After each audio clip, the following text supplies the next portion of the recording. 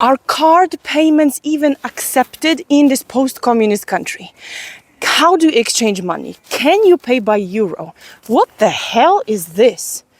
It seems like the money issue in Poland is causing a lot of confusion among people traveling here. So in this video, we are going to discuss everything you need to know regarding money and payments in Poland. Make sure you stick until the end to learn a money saving tip, which will save you money during your travels all around the world. My name is Zuzanna Waligura. I'm a certified Krakow guide, helping you make the most out of your visit to Krakow. I have been working as a guide for about 10 years, and one of the strangest questions that I ever got was, why was Krakow so expensive? I was absolutely astounded to hear this, because I was used to my guests praising Krakow for such an amazing value for money, and yet this couple who were from the UK, they told me the story how they had arrived the night before to Krakow. They went out for dinner, they received menus, they looked at the prices, and they decided not to eat but to go back to the hotel. They told me the cheapest meal was 50 euro and the prices went on even to 150 euro. This was surprising for me to hear about such prices. We started talking, and it turned out they just assumed that this was euro. In fact, the prices were in Polish Zloty, which means they were 4 times cheaper than what they expected. Poland is in the EU, but we do not use the euro. Why? Keep watching, because we will also discuss this topic. However, now let's explore everything you need to know about the money here in Poland, so that you don't make any costly mistakes and, God forbid, you skip dinners. So let's say I have $100 in cash and I want to exchange it here in Poland because I want to pay by cash. I need to find an exchange place and exchange it.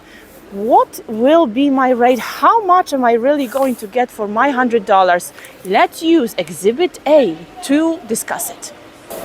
Exhibit A is actually everything you need not to be scammed by exchange places. Do not pay attention to anything that they say on their banners. No commission, 0 commission. Commission doesn't matter. What matters is the rates, which sometimes can be terrible even if there is no commission. So how do the exchange rates work? We take a look at this exchange rates and we have US dollars here on the top. And it says we buy at 386, we sell at 396. This is the key to get the most for your $100, is to understand that your rate will be the one that says we buy. We buy. So for 100 American dollars, you are going to get how much Polish zloty? You guessed it correctly, 386. We sell does not matter to you at all, because you are not buying anything from them. They are not selling you the dollars. They are buying from you. So is 386 actually a good rate or a bad rate? How do you know? So you know it, for example, by checking online what the rate should be. Of course, it will always be a little bit lower than what you can see online as the official rate, because that's how they make money. But first of all, you want it to be as close as possible to what you see online.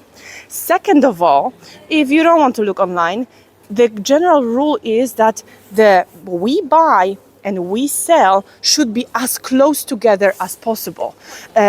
This means it's a very good and legitimate exchange place if they don't have these rates too far apart. So how come is Poland in the EU but does not use euro?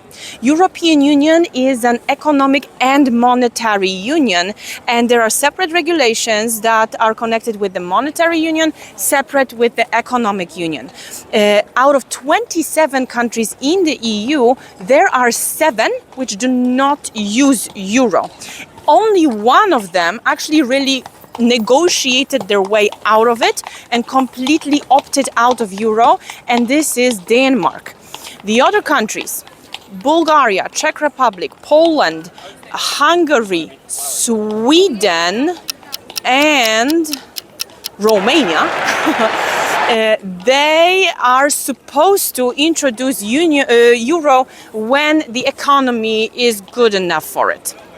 The only accepted currency in Poland in cash is Polish Zloty. You might be able to pay in cash if you talk personally to the business owner or some private vendor. If they don't mind later taking this and exchanging it into Polish Zloty, they will not have a problem with it.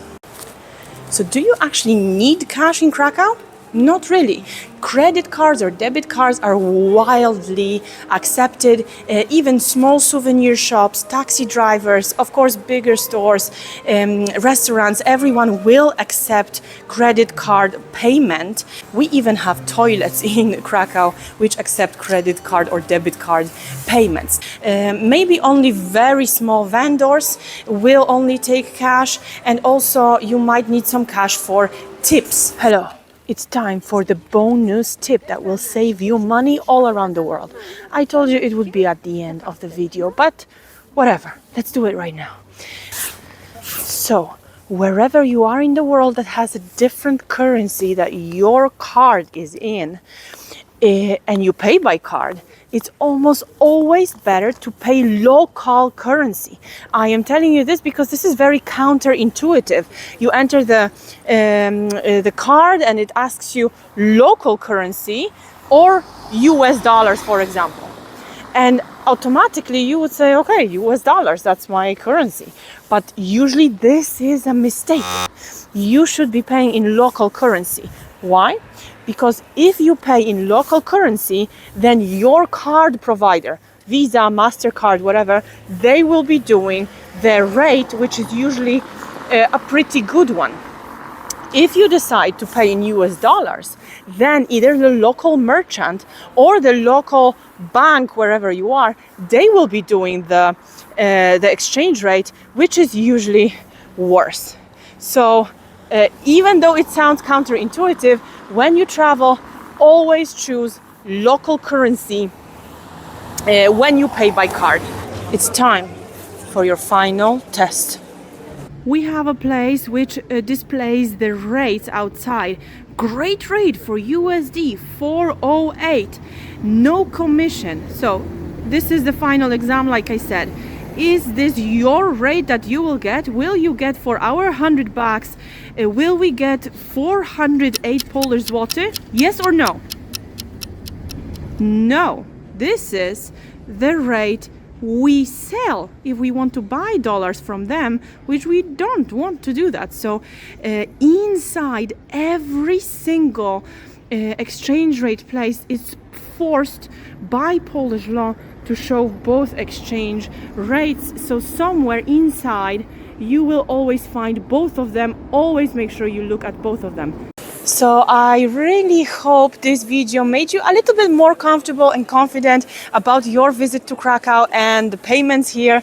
The bottom line is, if you just bring your card, ideally not only American Express, but also something more, because with American Express there is sometimes some problems. Eventually you will survive.